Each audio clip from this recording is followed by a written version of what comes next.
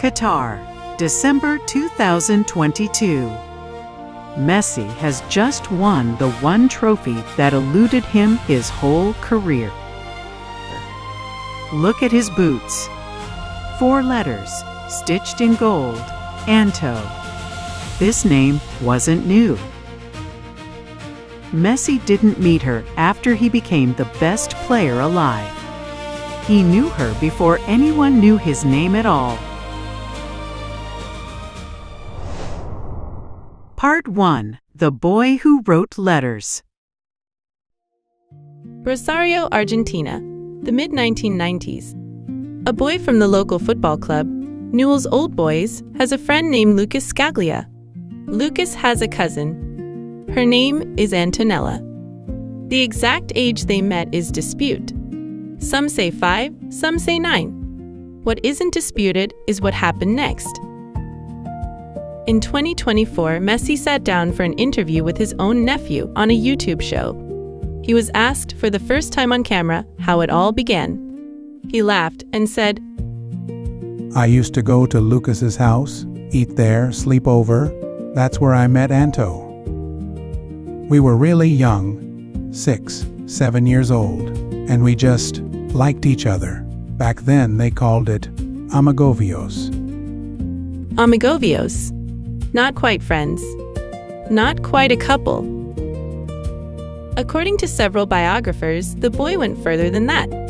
He wrote her letters, promising, in a child's handwriting, that one day they would be together. He was, by every account, a shy kid. On the pitch, fearless. In front of a girl he liked, not so much. But something else was happening to that boy. Something that had nothing to do with love, and everything to do with what came next. Part 2. The Diagnosis. Messi was small. Smaller than every other kid on his team. At around 10 years old, doctors in Rosario delivered a diagnosis: growth hormone deficiency. Without treatment, he might never grow past 4 feet 7 inches. The treatment existed. It cost somewhere between $900 and $1,500 a month. His father was a steel factory worker. That kind of money every month for years. They simply didn't have it. His local club tried to help. It wasn't enough. Then a scout from FC Barcelona watched a grainy VHS tape of an 11-year-old kid dribbling past boys twice his size. Barcelona made an offer nobody expected. They would sign him and pay for his treatment. That offer is the reason Lionel Messi is a household name today. It's also the reason a 13-year-old boy had to leave Rosario. His mother, his brothers, his sister, his friends, and the girl from Lucas's house. His father went with him first. The rest of the family would follow, a year later. Antonela stayed behind. He had no idea yet how long this goodbye would actually last. Part 3. The Silence. For years, nothing. No letters. No calls that mattered. Messi grew up in Barcelona's academy. Antonella grew up in Rosario. She started seeing someone else. Then, in 2005, tragedy struck. One of Antonella's closest friends died in a car accident. She stopped going out, stopped answering most calls. And then, one day, a knock. Messi, back in Rosario. Not as anyone's boyfriend, just an old friend showing up. He didn't say much. He didn't have to. That visit would change everything. For 2 years, they told no one. Then, in 2007, at a small gathering for Argentina's Friendship Day, Antonella quietly pulled a BlackBerry out of her bag. Messi had given it to her. She didn't explain. She didn't have to. Her friends understood immediately. 2 more years passed before Messi said anything in public. In 2009, in a televised interview, he finally admitted it. He had a girlfriend, and she lived in Argentina. Going public was the easy part. What came next was harder. Building a real life out of the spotlight while the whole world watched him become the best player alive. Part 4. The Quiet Years. In 2010, Antonela packed up her life in Rosario and moved to Barcelona. There was no wedding yet, no official announcement. Just two people, quietly building a life together, far from the cameras that followed Messi everywhere else. In 2012, their first son, Thiago, was born. Messi, not usually one for interviews about his personal life, said this, months later: "He's the most important thing to me now.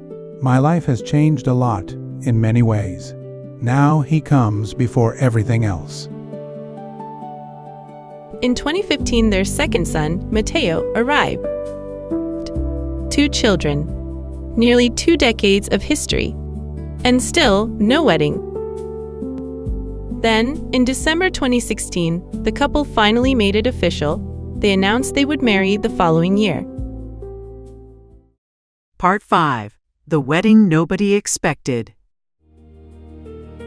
June 30, 2017. Rosario. Roughly 250 guests. Neymar, Luis Suarez, Sergio Aguero, Shakira. More than 100 journalists outside. Argentine media called it the wedding of the century. But here's the detail most of that coverage missed. On the invitation, Messi and Antonela asked their guests for something unusual. The invitation read, in part,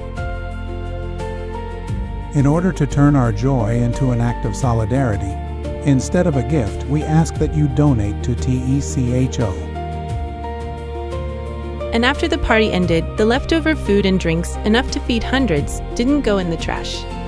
They went to a food bank in Rosario. The world's highest paid athlete had just thrown the wedding of the decade, and he spent part of it making sure strangers in his hometown didn't go hungry that week. 5 years later, Messi would walk onto the biggest stage of his career, and he wouldn't walk out alone. Part 6. Full Circle.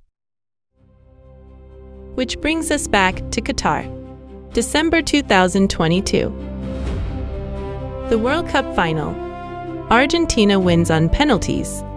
Messi, 35 years old, playing in what was likely his last World Cup, finally holds the one trophy that had escaped him his entire career.